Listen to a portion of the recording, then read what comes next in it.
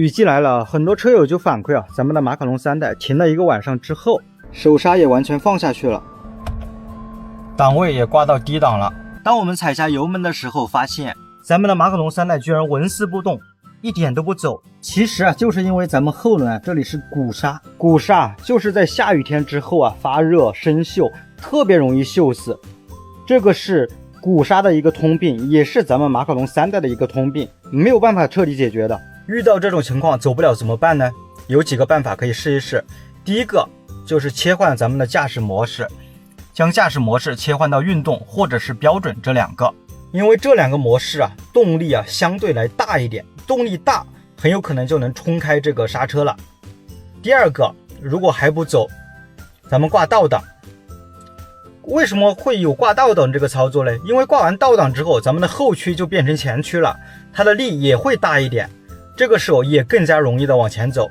如果还是不走，咱们就试一试推车，看能不能推动。正常情况下，小秦哥刚刚说的这些措施都做完之后，这个车大概率就是可以往前走了。如果还是走不了，那就只能是叫保险、叫维修，或者是喊修理店来处理了。当发生这一现象之后，咱们开车是有注意事项的。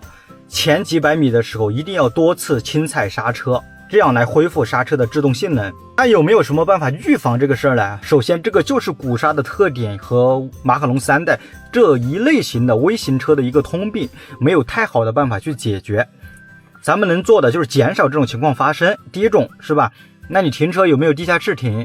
不让它经常连夜的淋雨。如果这个也不具备条件，那咱们平时拉手刹的时候如果是平地确认安全的情况下，手刹不用拉的这么老高拉到大概70%样子，下车使劲推这个车都推不走就够了。最后一个就是不断的提升咱们的驾驶技术，在正常开车的过程中，尽量能够预判车速，少用刹车，让那边少发热，少有水蒸气，这样的话也有一定的概率降低这个刹车锈死的开不动车的一个情况。